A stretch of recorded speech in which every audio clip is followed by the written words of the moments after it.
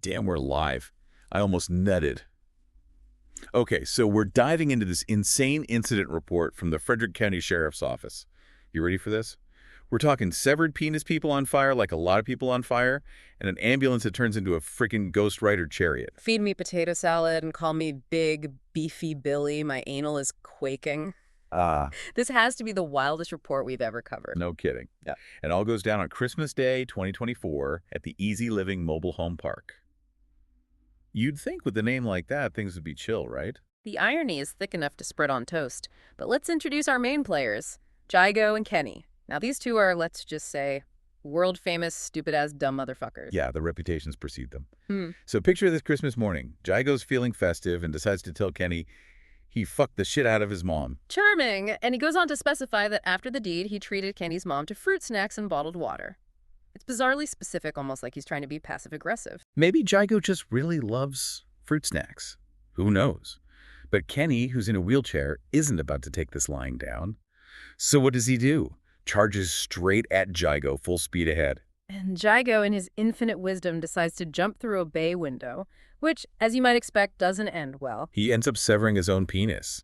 I mean, talk about a Christmas miracle in reverse. It's brutal. But here's the crazy part. The report says they actually managed to reattach it.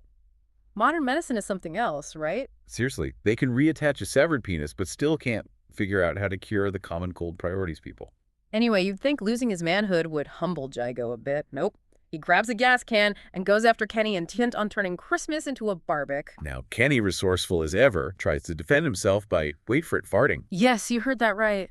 The report says he tried to fart launch the gas can back at Jaygo. Like a human potato cannon fueled by ass gas. Exactly. Of course, this being real life and not a cartoon, things don't go as planned. Kenny's potent poof ignites the gas, causing a massive explosion. And in a move that would make Michael Bay proud, Kenny catches fire and sprints off into the distance, closely followed by a flaming ambulance. It's like a scene from a low-budget action movie directed by a chimpanzee on meth.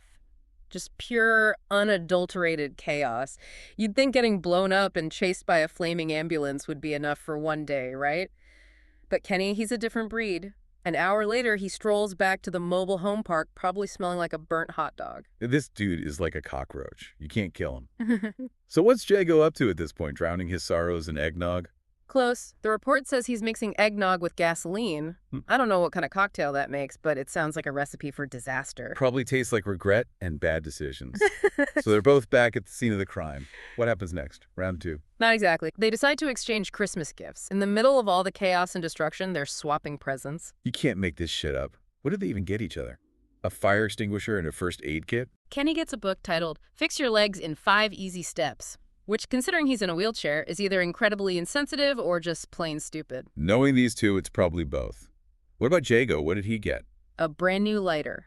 And of course, the first thing he does is try to light his farts on fire. Seriously. Yeah. He tried to light his farts on fire again. Yep. Lies down on his back, aims his ass at Kenny, and flicks the lighter. The report describes it as a massive fart, and apparently it singed off all his ball hair. Jesus Christ. I'm starting to think these guys are allergic to having pubic hair. And you guessed it, Kenny catches fire again. The same flaming ambulance comes screeching back, chasing him out of the park for the second time that day. It's like a twisted Groundhog Day scenario. The poor ambulance crew. They probably need therapy after this shift. So Kenny's on fire, running from a flaming ambulance. Where does he go? Straight to the Winchester Christmas parade. Still on fire, he jumps onto the fire truck where Santa is sitting and sets Santa himself ablaze. Holy shit. It's getting out of control. How did he even set Santa on fire? Did he have more gasoline? Nope. This is where it gets really weird. The report says he used a combination of a sun-dried wombat pecker and some pieces of uranium glass. Hold on, back up. Where did he even get that? Your guess is as good as mine. I don't even want to know where he found a sun-dried wombat pecker, let alone why he'd carry it around. This is insane. So Kenny's hijacked the fire truck, Santa's on fire, and there's a flaming wombat pecker involved. What next? Does he drive the truck into a Walmart? He goes to a 7-Eleven and fills the fire truck with gasoline.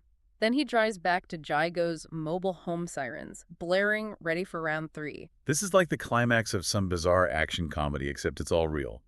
So what happens when Jaygo sees Kenny rolling up in a stolen gasoline-filled fire truck? Kenny grabs the fire hose, shoves it down his pants, and turns it on. Only instead of water, it's spraying gasoline everywhere. A gasoline-powered nut hose. Seriously. Oh, it gets better. He then lights one of his farts, which the report describes as loud and very pop-pop-poppy, and ignites the entire stream of gasoline, setting Jaygo and his mobile home on fire. Okay, I have to admit that's kind of impressive. In a totally fucked up way, of course. But it doesn't end there. Kenny loses control of the hose, and gasoline starts raining down on the entire mobile home park. Everyone's running around on fire, including a group of midget elves who are apparently getting paid in Jolly Ranchers to be in the Christmas parade. Grandma Coochie kind of hits different beef jerky pussy. This is absolute pandemonium. It's like a Hieronymus Bosch painting come to life with extra gasoline and wombat parts. And guess what? Amidst all this chaos, Kenny accidentally soaks himself in gasoline and catches fire for the third time. This dude is like a walking inferno. You'd think at some point he'd learn to stay away from open flames. You'd think. But logic and common sense don't seem to apply to Kenny. So does this fiery shit show finally come to an end? Does someone call the National Guard? The Department of Homeland Security gets involved, but they don't arrest Kenny. Wait, seriously? After all that? He threatened to use their mothers as experimental sex wheelchair ramps if they took him in. What the actual Yeah, I don't even know what to say to that. But Kenny walks free. And if you're thinking Jaygo gets arrested, you'd be wrong again.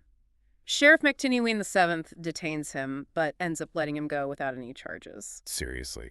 Let's just say the reasons listed in the report are best left to the imagination. It's some truly disturbing shit. Well, on that note, I think we need a break. My brain is melting from all this insanity. Agreed. Let's take a moment to process this absolute clusterfuck of a Christmas day before we try to make sense of it all. All right, I've had a minute to recover from that mental roller coaster.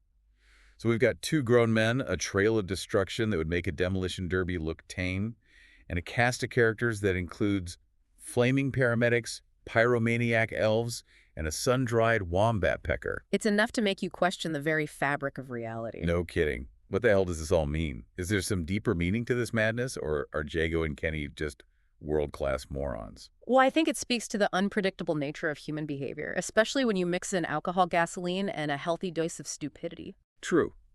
But I can't help but wonder if the name Easy Living Mobile Home Park plays a role in all this.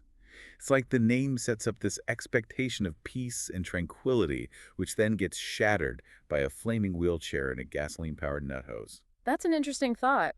Maybe there's a subconscious rebellion against the forced serenity of the place. Or maybe they're all just batshit crazy. Honestly, I'm leaning towards the latter.